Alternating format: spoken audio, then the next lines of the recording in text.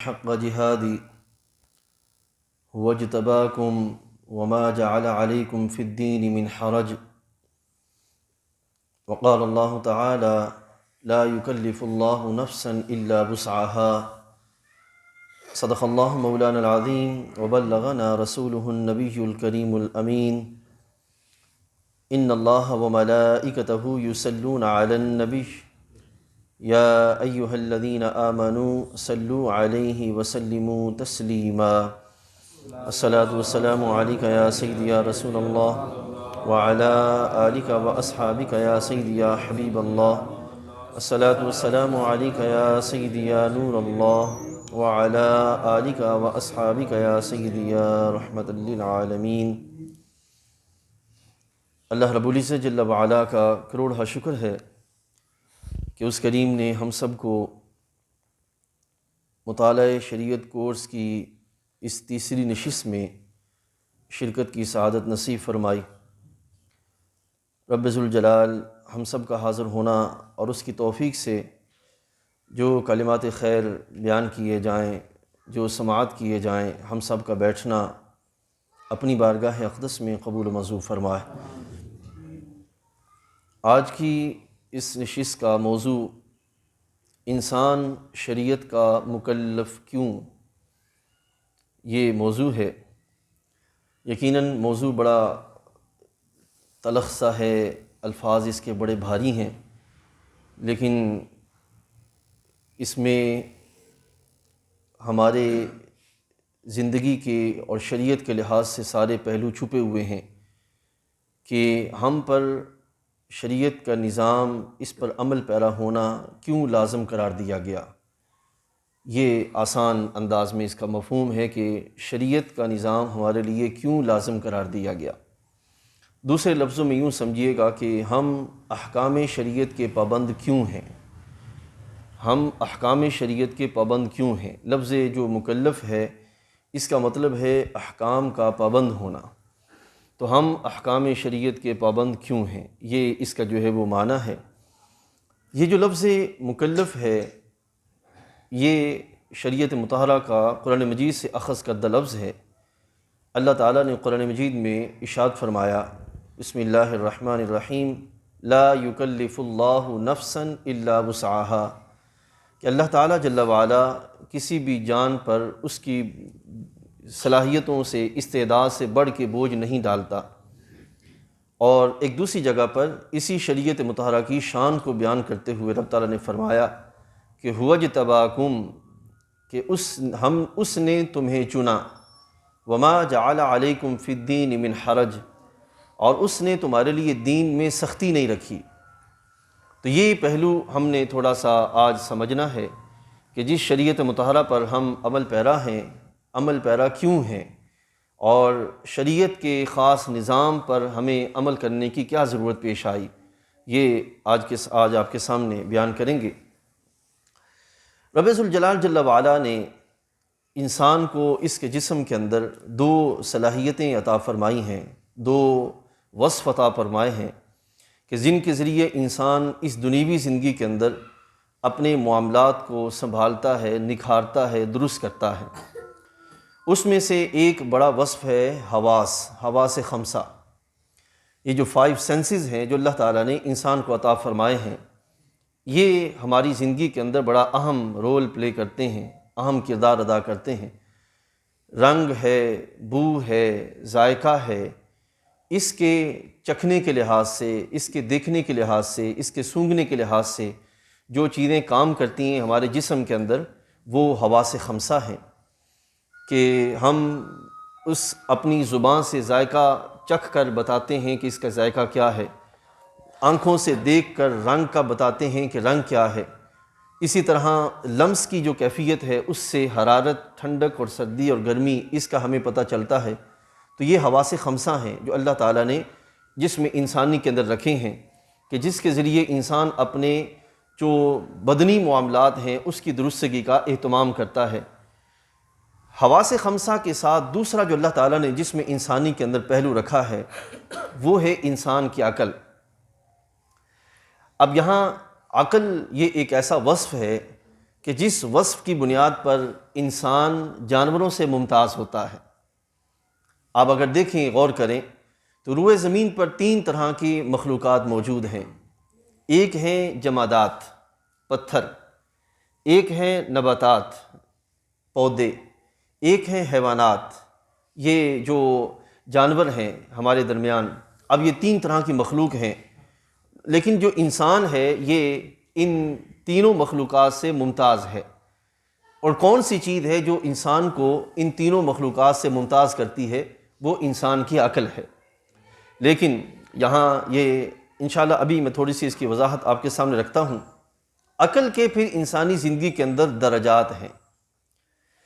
یہ عقل ہے کہ جس کے سبب انسان شعور کی کیفیت حاصل کرتا ہے۔ یہ عقل ہے کہ جس کے ذریعے انسان کے اندر سوجھ بوجھ کی کیفیت آتی ہے۔ علم کا حصول عقل کے بغیر ممکن ہی نہیں ہے، اور شرف انسانی کو سنبھالنے کے لیے جو اللہ تعالیٰ نے انسان کی زندگی میں جسم کے اندر کیفیت رکھی ہے، وصف رکھا ہے، وہ انسان کی عقل ہے۔ اب عقل کے جو ہے وہ 4 درجے ہیں۔ پہلا درجہ وہ ہے کہ جس میں انسان کے اندر جو شعور کی کیفیت پیدا ہوتی ہے، ابتداً لڑکپن میں جو کیفیت آتی ہے، وہ سب سے پہلا درجہ ہے۔ دوسرا درجہ انسان کے اندر وہ ہے کہ جس میں اس کے اندر سوجھ بوجھ کی کیفیت پیدا ہوتی ہے کہ 2 اور 2 4 کا ہونا، یہ جو ہماری عقل میں سمجھ آتا ہے، ہمارے ذہن میں آتا ہے، یہ عقل کے سبب ہے کہ 2 جو لفظ ہیں، 2 یعنی کہ 2، 1 اور 2، 2 1 سے زائد ہیں اور 1 2 سے کم ہے۔ یہ جو جمع نفی کا ہمیں سمجھ آنا ہے، یہ جو سوجھ بوجھ ہے، یہ عقل کی بنیاد پر ہے۔ ٹھیک ہے نا؟ یہ عقل کی بنیاد پر، اگر عقل ہے تو بندہ 2 اور 2 4 کی کیفیت جو ہے وہ سمجھ پائے گا۔ عقل ہے تو بندہ سمجھ پائے گا کہ 2 1 سے زائد ہیں، تو یہ عقل کے سبب ہے۔ اب آپ نے دیکھا ہوگا کہ بعض احباب، بعض بچے بڑے غبی ہوتے ہیں، یعنی کہ وہ سریع ذہن نہیں ہوتے اور ان کی فہم کی کیفیت کمزور ہوتی ہے۔ تو اس کا مطلب ہے کہ یا تو ان کی عقلی صلاحیتیں کمزور ہیں، تو یا یہ کہ ان کو اس اعتبار سے تدریجاً جو چلانا ہے اس میں کمزوری آ رہی ہے، اس کو جو ہے وہ درست کرنے کی ضرورت ہے۔ تیسری جو کیفیت ہوتی ہے انسانی زندگی کے اندر، وہ ہے کہ بندہ حالات کے اعتبار سے جو تبدیلیاں پیدا ہوتی ہیں، ان تبدیلیوں سے سیکھتا ہے، سمجھتا ہے، جس کو تجربہ کہتے ہیں۔ یہ انسانی زندگی کے اندر آتا ہے۔ حالات کے اعتبار سے جو بندہ سیکھنے کی صلاحیت سے محروم ہے، سمجھ لیں کہ وہ اپنی عقلی درجات کے اعتبار سے کمزور ہے۔ ٹھیک ہے؟ یہ انسانی عقل ہے کہ جس کے سبب بندہ زمانے کے تغیرات، زندگی کے کیفیات، معاملات کے لحاظ سے سیکھتا ہے، سمجھتا ہے۔ تو یہ انسان کا جو ہے وہ تیسرا درجہ ہے کہ جس میں وہ سیکھنے کے پہلو میں آ جاتا ہے، تجربہ جس کو کہتے ہیں۔ اور چوتھا اور آخری جو عقل کا سٹیپ ہے کہ جہاں پہ آ کے عقل کمال کو پہنچ جاتی ہے، وہ یہ ہے کہ انسان کوئی بھی معاملہ ہو تو اس معاملے کی گہرائی، اس کی انتہا، اس کے نتیجے تک پہنچ جائے۔ ٹھیک ہے؟ یعنی کہ ایک ہے معاملے کی ابتدا، ایک ہے معاملے کی انتہا۔ تو معاملے کی انتہا جو ہے وہ بندے کو تب سمجھ آتی ہے جب بندے کی اپنی عقل مضبوط ہوتی ہے۔ ٹھیک؟ اب یہ 3 انسانی زندگی کے اندر عقل کے درجات ہیں، جو کہ بچپن، لڑکپن، پھر جوانی اور پھر پختہ عمری کے اندر جا کر اپنی تکمیلی مراحل جو ہے وہ طے کرتے ہوئے نظر آتے ہیں۔ اب یہ 2 وصف ہیں جو اللہ تعالیٰ جل وعلا نے انسانی زندگی کے اندر رکھے ہیں۔ لیکن آپ یہاں اس کو سمجھیے کہ جہاں اللہ تعالیٰ نے یہ انعامات عطا فرمائے ہیں، تو ہر انعام کے تحفظ کے لیے اس کے اوپر ایک بڑا انعام ہے۔ حواس خمسہ اللہ کا انعام ہے، اللہ کی دولت طرف سے عطا کردہ ایک نعمت ہے، لیکن یہ حواس خمسہ غلطی کر سکتے ہیں، اس سے غلطی ہو سکتی ہے۔ اس کی غلطی کو پکڑنے، سدھارنے کے لیے اللہ نے عقل رکھی ہے۔ تو جس طرح حواس خمسہ میں غلطی آ سکتی ہے، اسی طرح عقل میں بھی غلطی آ سکتی ہے۔ تو حواس خمسہ کو سنبھالنے کے لیے کیا چیز ہے؟ انسان کی عقل۔ تو اس عقل میں یہ ابھی انشاءاللہ ابھی آپ کے سامنے میں یہ رکھوں گا کہ عقل اپنی صفا کے اعتبار سے، اپنی درستگی کے اعتبار سے جتنے بھی مراحل طے کر جائے، لیکن پھر بھی اس کا انسانی جسم کے ساتھ وابستگی کے سبب وہ کیفیت باقی رہتی ہے کہ اس میں غلطی کا امکان رہے، وہ کیفیت رہتی ہے۔ ٹھیک ہے؟ اب اس غلطی کے امکان کو درست کرنے کے لیے، اس غلطی کو ٹھیک کرنے کے لیے جس چیز کی ضرورت ہے وہ ہے شریعت مطہرہ۔ اب یہ ہے وہ اختصار کے ساتھ میں نے آپ کے سامنے خلاصہ رکھا۔ اب یہاں دیکھیے کہ حواس خمسہ غلطی کیسے کرتا ہے۔ دیکھیں، آپ میٹھا چکھیں گے تو آپ کو لگے گا کہ میٹھا پن ہمارے جس زبان پہ آ گیا ہے۔ آپ رنگ کی کیفیت میں غور کریں گے تو اگر ہماری حواس خمسہ حواس کی کیفیت صحیح ہے تو ہمیں سفید اور سیاہ میں فرق جو ہے وہ سمجھ آ جائے گا۔ لیکن اب دیکھیے، اگر ایک بندہ بخار والا ہے، اس کی طبیعت میں بخار آ گیا ہے، تو اس کی طبیعت کی جو بخار کی کیفیت ہے وہ اس کے حواس کی کیفیت کو بھی تبدیل کر دے گی۔ وہ میٹھا چکھے گا لیکن چونکہ اس کے حواس کی خرابی کے سبب اس کا میٹھا ہونا، جو شے میٹھی ہے اس کو میٹھی لگے گی نہیں۔ اب حواس کی خرابی کے سبب جو شے اپنے اثر کو کھو رہی ہے، اس کی درستگی کے لیے کون ہے؟ انسان کی عقل ہے۔ عقل بتائے گی کہ یہ تمہاری طبیعت میں خرابی آ گئی ہے، وگرنہ مٹھاس میں خرابی نہیں آئی، مٹھاس ابھی تک قائم ہے۔ اسی طریقے سے آپ غور کیجئے کہ اگر کوئی بندہ ٹرین پر سفر کر رہا ہو، گاڑی میں سفر کر رہا ہے، تو چلتے ہوئے ٹرین تیزی سے چلتی ہے تو بندہ محسوس کرتا ہے کہ شاید یہ جو ساتھ ساتھ درخت ہیں دائیں بائیں، یہ بھی ساتھ دوڑ رہے ہیں۔ اب یہ حواس کی جو ہے وہ کمزوری ہے کہ اس نے درختوں کو ساتھ دوڑنا شمار کیا، حالانکہ ایسا نہیں ہے، درخت نہیں دوڑ رہے۔ حواس کی غلطی کو کون پکڑے گا؟ عقل پکڑے گی۔ عقل یہ بتائے گی کہ نہیں، دوڑے یہ دوڑ نہیں رہے، بلکہ یہ ٹرین کی تیزی ہے جو عقل کا دوڑنا جو وہ تمہیں دکھا، جو درختوں کا دوڑنا جو ہے یہ تمہیں دکھا رہی ہے۔ تو یہ حواس غلطی کر سکتی ہے۔ یہ نہیں ہے کہ اللہ تعالیٰ نے جو شے عطا فرمائی ہے یقیناً وہ اپنے لحاظ سے مکمل ہے، لیکن انسانی ہونے کے ناطے، انسان ہونے کے ناطے غلطی کا امکان ہے۔ تو حواس کی غلطی کو کس نے ٹھیک کیا؟ انسان کی عقل نے۔ ٹھیک، اب عقل کے اعتبار سے یہاں ہمارے حبیب علیہ الصلوۃ والسلام نے یہ ارشاد فرمایا کہ عقل وہ چراغ ہے جو اللہ تعالیٰ جل وعلا نے بندہ مومن کو عطا فرمایا ہے کہ جو اس میں جتنی زیادتی کرتا ہے وہ اتنی اعتبار سے اللہ کی بارگاہ سے مقام پائے گا۔ ٹھیک ہے نا، عقل کے اعتبار سے اس میں جتنی زیادتی کرتا ہے، زیادتی بمعنی اضافہ، جتنا کرتا ہے اتنا۔ اب حضرت سعید بن مسیب رضی اللہ عنہ، اس کی روایت ہے المطالب العالیہ کے اندر، اس عقل کے لحاظ سے سرکار سے پوچھا گیا۔ حضرت فاروق رضی اللہ تعالیٰ عنہ، حضرت ابی بن کعب، حضرت ابو ہریرہ رضی اللہ تعالیٰ عنہ سرکار کی خدمت میں حاضر ہوئے۔ عرض کیا، یا رسول اللہ صلی اللہ علیہ وسلم، لوگوں میں سب سے زیادہ علم والا کون ہے؟ تو سرکار نے فرمایا، جو سب سے زیادہ عقل والا ہے، جو عقل والا ہے وہ زیادہ علم والا ہے۔ انہوں نے عرض کیا، یا رسول اللہ صلی اللہ علیہ وسلم، کون شخص زیادہ عبادت گزار ہے؟ فرمایا، جو عقل والا ہے، جو عقل والا ہے وہ زیادہ عبادت کرنے والا ہے۔ انہوں نے عرض کیا، یا رسول اللہ صلی اللہ علیہ وسلم، سب سے زیادہ فضیلت والا کون ہے؟ تو سرکار نے فرمایا کہ جو سب سے زیادہ عقل والا ہے۔ ٹھیک، اب عقل کی یہ حیثیت ہے، علم کی طرف کون بڑھے گا؟ جو عقل والا ہے۔ عبادت کی طرف کون آئے گا؟ جو عقل والا ہے۔ فضیلت کون پا جائے گا؟ جو عقل والا ہے۔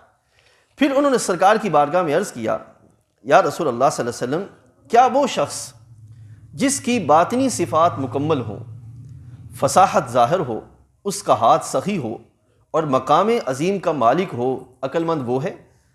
یعنی کہ عقل مند ہونے سے کیا مراد ہے؟ سرکار نے فرمایا کہ علم والا عقل والا ہے، عبادت کرنے والا عقل والا ہے، اور اسی طرح جو فضیلت والا ہے وہ عقل والا ہے۔ تو انہوں نے دنیوی زندگی کے لحاظ سے جو جو خصائل ہوتے ہیں ان کو بیان کیا کہ کیا یہ بندہ عقل والا ہے کہ جو ظاہری صفات والا ہے، جو باطنی صفات والا ہے، جو سخی آدمی ہے، یا جو مقام عظیم کا مالک ہے وہ عقل والا ہے؟ نبی علیہ السلام نے فرمایا کہ یہ ساری چیزیں، ظاہری خوبصورتی، باطنی صفات اور سخاوت کا ہونا اور دنیا میں شرف پا جانا، یہ سرکار نے فرمایا یہ دنیوی ساز و سامان ہے، یہ سارے دنیوی ساز و سامان ہے اور آخرت پرہیزگاروں کے لیے ہے۔ اس کا مطلب کیا کہ جو صاحب تقویٰ ہے، جتنا زیادہ وہ عقل والا ہوگا اتنا زیادہ صاحب تقویٰ ہوگا۔ ٹھیک ہے، تو تقویٰ کی بنیاد پر وہ بندہ دنیا میں بھی کمال پا جائے گا، آخرت میں بھی کمال پا جائے گا۔ ٹھیک ہے، تو یہ محبوب کریم علیہ الصلوۃ والسلام نے عقل کے لحاظ سے بیان فرمایا۔ ایسے ہی حضرت ابو درداء رضی اللہ تعالیٰ عنہ ارشاد فرماتے ہیں کہ سرکار نے ارشاد فرمایا کہ اے ابو درداء، اپنی عقل میں اضافہ کرو۔ جو بندہ جتنا عقل کے لحاظ سے اضافہ کرنے والا ہوگا اتنا وہ رب کی بارگاہ میں زیادہ قرب پانے والا ہوگا۔ یعنی کہ جس کی عقل مضبوط ہوگی اتنا وہ خدا سے ڈرنے والا ہوگا، اتنا احکام شریعہ کا پابند ہوگا، اتنا اللہ تعالیٰ کی بندگی کا اہتمام کرنے والا ہوگا۔ تو یہ عقل کے اعتبار سے ہے۔ تو جتنا عقل کے اعتبار سے کمزوری کا معاملہ ہوگا اتنا بندہ وہ اپنی بندگی کے پہلوؤں میں کمزور ہوگا، علم سے بھی خالی ہوگا اور معاملات کے لحاظ سے بھی اس کا کجی پن کا جو وہ شکار ہوگا۔ تو اس اعتبار سے یہ ضروری ہے کہ ہم جو ہے وہ اپنی عقلوں کی درستگی کا جو ہے وہ اہتمام کریں اور عقل میں مضبوطی لانے کا سلسلہ جو ہے وہ قائم کریں۔ اب یہ جو انسان کو رب تعالیٰ جل وعلا نے عقل عطا فرمائی ہے، اس عقل کے لحاظ سے بندہ درستگی کرتا ہے، عقل کو پاک کرتا ہے، نفس کی جو رذائل عادات ہیں ان سے محفوظ کرتا ہے، تو کیا صرف انسان اسی عقل کے لحاظ سے دنیا اور آخرت میں کمال پا سکتا ہے؟ اور کیا عقل کی بنیاد پر وہ چیزیں جو رب کی بارگاہ میں بندے کے لیے ہیں کیا وہ حاصل کر سکتا ہے؟ یہاں میں یہ بات آپ کے سامنے واضح کروں، اس وقت روئے زمین پر بڑی تیزی سے ایک گروہ سامنے آ رہا ہے جو کہ عقل پرستی کا دعویٰ کرتا ہے، ملحد ان کو کہتے ہیں، دین سے وہ بیزار ہیں، اور ہمارے کالجز کے اندر، یونیورسٹیز کے اندر اور عام مارکیٹ میں بھی، اور خاص پر جو زیادہ یہ گلبرگ سائڈ کے ایریاز ہیں اور جو بہت زیادہ نیٹ یوز کرتے ہیں وہاں پر ان کو جو واسطہ پڑتا ہوگا، ایسے لوگ مارکیٹ کے اندر بڑی تیزی سے آ رہے ہیں جو کہتے ہیں کہ تمہاری عقل یہ ایک چراغ ہے جو تمہیں عطا کیا گیا ہے، اس کی حفاظت کرو، اور جو اس کے ترازو پہ پورا اترے وہ لے لو، اور جو اس کے ترازو پہ پورا نہ اترے وہ چھوڑ دو۔ کیا مطلب کہ عقل تمہاری امام ہے اور عقل کی بنیاد پر آگے بڑھنے کا اہتمام کریں۔ اقبال نے کہا تھا کہ گزر جا عقل کے آگے، کہ عقل یہ چراغ راہ ہے، منزل نہیں ہے، یعنی کہ عقل تو ابھی چراغ ہے راہ کے لیے، منزل تو ٹھکانہ رب تعالیٰ کی بارگاہ ہے، اور اس کے لیے جو رب نے ہمیں مسلمانوں کو امام عطا کیا ہے وہ کون ہے؟ وہ ہمارے آقا حضرت محمد الرسول اللہ صلی اللہ علیہ وسلم اور ان کی عطا کردہ شریعت مطہرہ جو کہ قرآن اور حدیث طیبہ میں موجود ہے۔ اب وہ اسی بنیاد پر، یعنی کہ عقل پرستی کی بنیاد پر خدا تعالیٰ کا انکار کرتے ہیں، عقل پرستی کی بنیاد پر وحی کا انکار کرتے ہیں، عقل کی بنیاد پر فرشتوں کا انکار کرتے ہیں، عقل کے لحاظ سے اسی کو، اور اسی لحاظ سے وہ نیچرل جو سوچ ہے اس کی طرف بڑھنے کا اہتمام کرتے ہیں۔ تو یہ ہمارے ایز اے مسلم یہ ہمیں جاننا ازحد ضروری ہے کہ یقیناً کوئی شک نہیں ہے کہ عقل انسان کے پاس بہت بڑا اللہ کا انعام ہے، لیکن پھر بھی یہ اس کیفیت میں نہیں ہے کہ اس کمال کو پا سکے کہ جو کمال اس درجے کا ہے کہ جہاں سے وہ آگے بڑھ کر اللہ کے حکم کو اللہ کی بارگاہ سے لے سکے۔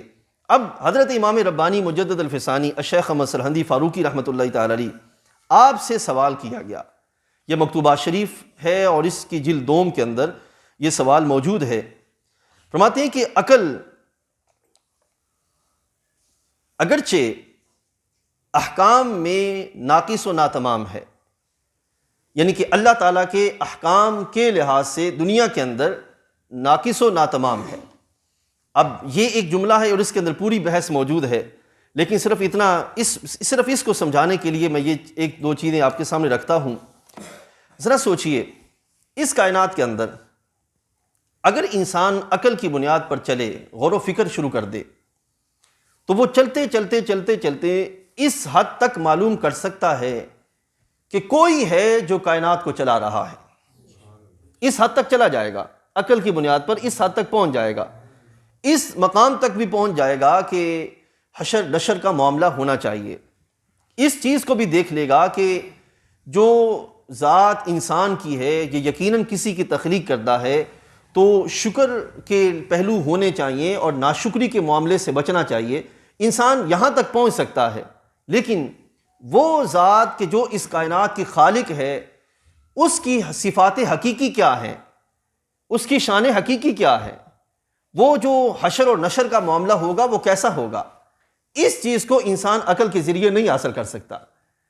اس کے لحاظ سے کوئی ایسی ذات ہونی چاہیے جو خود بتائے، یا کوئی ایسا رستہ ہو کہ جس کے ذریعے عقل کو خبر ہو سکے کہ وہ ذات کے جو خالق ہے وہ کیسی ہے، اور اس نے بندوں کے لحاظ سے جو احکام جاری کیے ہیں یا اس کے لحاظ سے شکر کا جو معاملہ ہو سکتا ہے وہ کیسے ہو سکتا ہے۔ جس لحاظ سے انسان اپنی عقل کے اعتبار سے ناقص ہے کہ دنیا میں اس حد تک کمال پا جائے کہ جو کمال دنیا کے اندر اس کے معاملات کی درستگی کے ساتھ ساتھ اللہ کی بندگی کا بھی سبب بنا دے۔ یہ چیزیں اب آپ افلاطون پڑھیں، آپ ارسطو پڑھیں، آپ ان لوگوں کو پڑھیں تو آپ کو پتہ چلے گا کہ انہوں نے اپنے زمانے کے اندر بہترین معاشرہ بنانے کی پوری کوششیں کی، لیکن اللہ کی بندگی کے لحاظ سے سلسلہ ان سے نہ ہو سکا، کیونکہ وہ عقل کے دائرے سے جو وہ چلتے تھے، رحمان کی جو بندگی کے پہلو سے وہ خالی تھے، اسی لحاظ سے وہ ناتمام ٹھہرے اور نامکمل ٹھہرے۔ تو آپ سے سوال کیا گیا کہ لیکن کیا یہ نہیں ہو سکتا کہ تصفیہ اور تزکیہ کے حاصل ہونے کے بعد، ٹھیک ہے نا، تصفیہ اور تزکیہ کے حاصل ہونے کے بعد عقل کو مرتبہ وجوب تعالیٰ کے ساتھ بے تکیف مناسبت اور اتصال پیدا ہو جائے، جس کے سبب وہاں احکام کو اخذ کر لے اور اس کو اس بعثت کی جو فرشتہ کے واسطہ سے ہے کوئی حاجت نہ رہے، یعنی کہ عقل اس مقام تک پہنچ جائے کہ فرشتے کے بغیر اللہ کے احکام کو جو ہے وہ پکڑ لے۔ کیا عقل اس مقام تک جا سکتی ہے؟ یا نبوت جو بعثت کا سلسلہ ہے اس کے بغیر اللہ کے احکام کو پالے، کیا عقل اس نتیجے تک پہنچ سکتی ہے؟ حضرت سے یہ سوال کیا گیا، اور سوال کب کیا گیا؟ آج سے قریباً 400 سال پہلے، تب سوال کیا گیا آپ سے۔ اب جواب سنیے گا۔ فرماتے ہیں کہ عقل اگرچہ یہ مناسبت اور اتصال پیدا کر لے، اگرچہ یہ پیدا کر لے، لیکن یہ تعلق جو اس کا اس مادی صورت کے ساتھ ہے،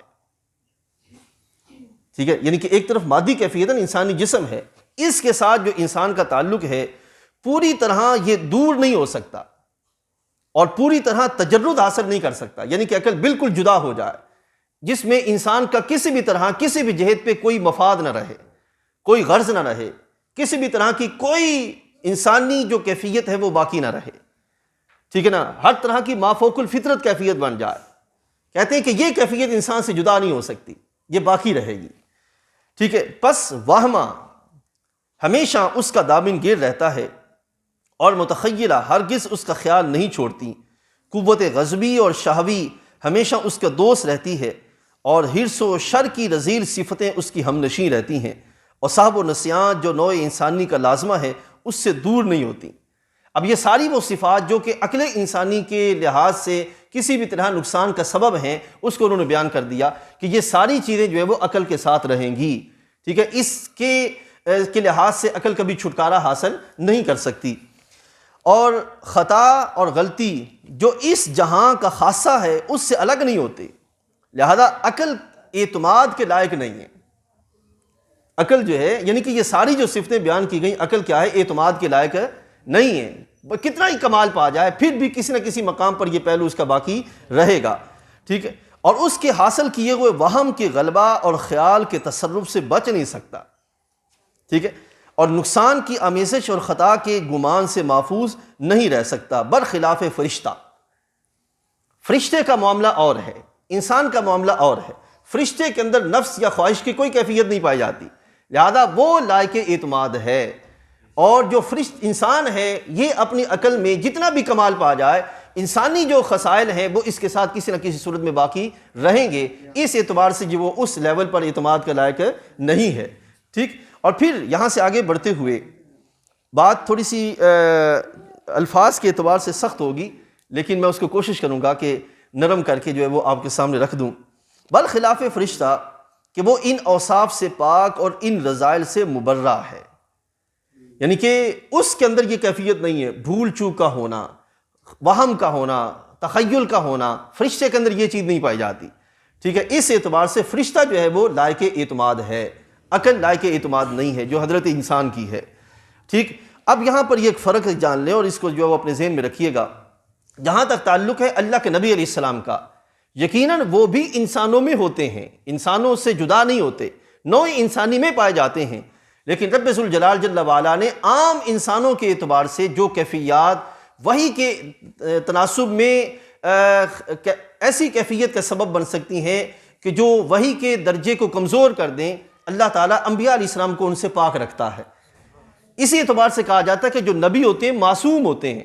معصوم کا مطلب یہ ہے کہ وہ چیزیں جن سے کسی بھی طرح گناہ کا صدور ہو سکے انبیاء علیہ السلام کی ذات میں نہیں پائی جاتی، ٹھیک ہے، اس اعتبار سے یہ نہیں کہا جائے گا کہ پھر ہم جو ہیں یہ انسان ہیں تو انبیاء علیہ السلام بھی انسان ہیں، لہذا جو کیفیتیں عام انسان کو لاحق ہیں وہ ان کو بھی لاحق ہوں گی، تو جب ان کو لاحق ہوں گی تو وہی تو انہی پہ نازل ہوتی ہے، تو جب ان پہ نازل ہوگی تو پھر لائق اعتماد کہاں رہے گی؟ تو یہ ایک فرق ہم نے اپنے ذہن میں رکھنا ہے کہ یہ چیزیں میرے اور آپ کے لحاظ سے ہیں، اور جہاں تک اللہ کے نبی علیہ السلام کے لحاظ سے معاملہ ہے تو اللہ تعالیٰ ابتدا سے ہی وہ کیفیات کہ جس کے ذریعے خواہشات اور پھر آگے چلتے ہوئے گناہ کا صدور اور پھر اس طرح کی کیفیت لاحق ہو سکتی ہے، اللہ تعالیٰ ان کو اس سے محفوظ رکھتا ہے۔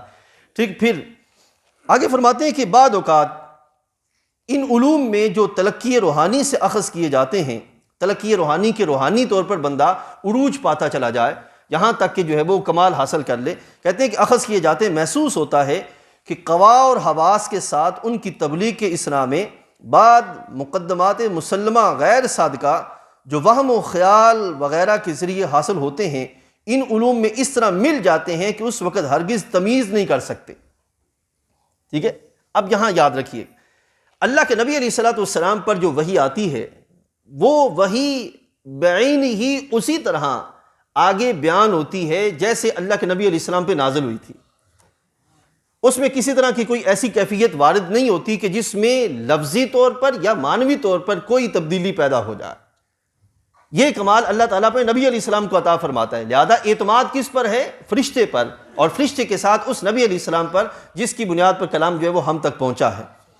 پھر یہاں آگے بڑھتے ہوئے حضرت نے اس کو پسند کیا لکھنے کے لحاظ سے، ہندو سادھو، ہندو ان کے جو جوگی ہیں، اسی طرح جو سکھ ہیں ان کے جو بابے ہیں، اسی طرح یہودی اور عیسائی ان کے جو برہمن جو راہب وغیرہ ہیں، ان کے اندر یہ کیفیت ہوتی ہے کہ وہ تصفیہ کا اہتمام کر لیتے ہیں، تزکیہ کا اہتمام کر لیتے ہیں، یعنی کہ نفس کی پاکی انہیں مل جاتی ہے لیکن دل کی پاکی نصیب نہیں ہوتی۔ نفس کی پاکی انہیں مل جاتی ہے لیکن دل کی پاکی انہیں نصیب نہیں ہوتی۔ تو یہاں پہ حضرت لکھتے ہیں کہ وہ صفائی جو کافروں اور فاسقوں کو حاصل ہوتی ہے وہ نفس کی صفائی ہے، قلب کی صفائی نہیں ہے۔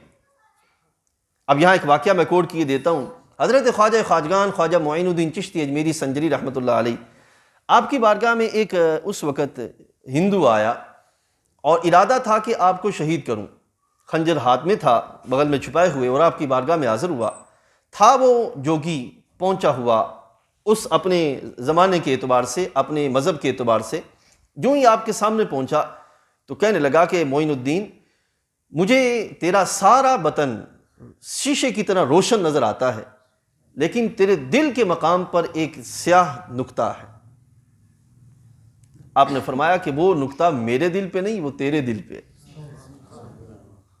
وہ میرے دل پہ نہیں ہے، وہ تیرے دل پہ ہے۔ اب اس نے تزکیہ اور تصفیہ کا اہتمام کر لیا تھا لیکن صفائے قلب نصیب نہیں تھا۔ صفائے قلب اگر نصیب ہوگا تو نور محمدی کے ذریعے ہوگا، اس کے بغیر نصیب نہیں ہو سکتا۔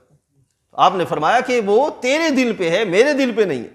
تو اس نے پوچھا کہ وہ کیسے دور ہوگا؟ آپ نے فرمایا پڑھو لا الہ الا اللہ محمد الرسول اللہ صلی اللہ علیہ وسلم۔ جو ہی اس نے پڑھا یعنی کہ ایمان قبول کیا تو اس کے فوراً بعد اس کی طبیعت میں نکھار آیا اور وہ جو سیاہ نقطہ تھا دور ہوا۔ تو اس کے بعد آپ نے فرمایا کہ اب دیکھو وہ سیاہ نقطہ کدھر ہے؟ کہنے لگے نہ ادھر ہے نہ ادھر ہے۔